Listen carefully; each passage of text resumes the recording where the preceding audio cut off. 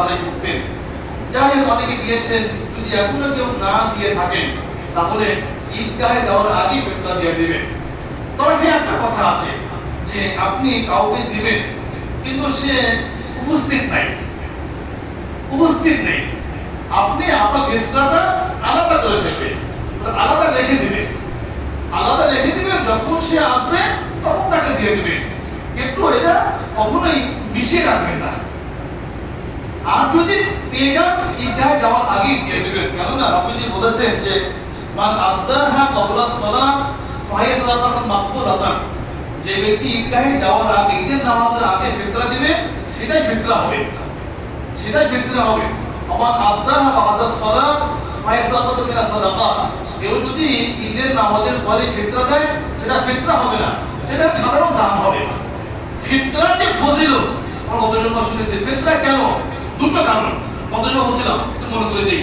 নবীজি বলেছেন যে ফিতরা দুটো কারণ। একটা হচ্ছে যে রোজা রেখে, এই যে আমরা রোজা রেখে অনেক সময় ইচ্ছা বা অনিচ্ছায় ভুল ত্রুটি হয়ে যায়।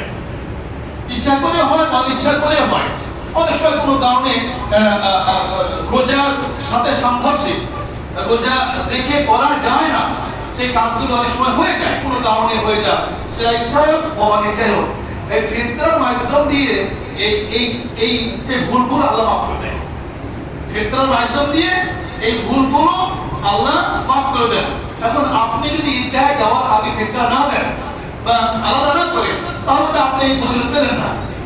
রোজার এই কোনো ভুল হয়ে গেছে, আল্লাহ যে মাফ করবেন, যে উসিলাতে সে উসিলা পেল না।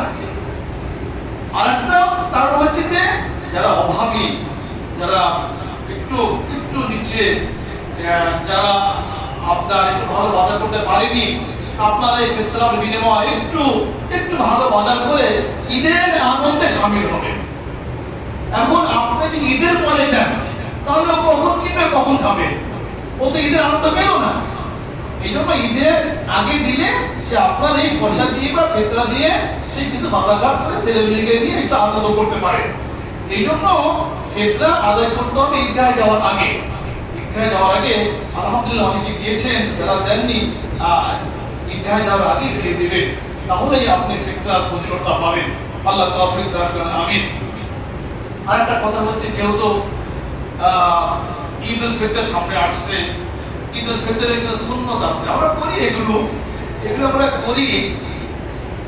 প্রথম বিষয় হচ্ছে যে ঈদের খুশিটা কার জন্য?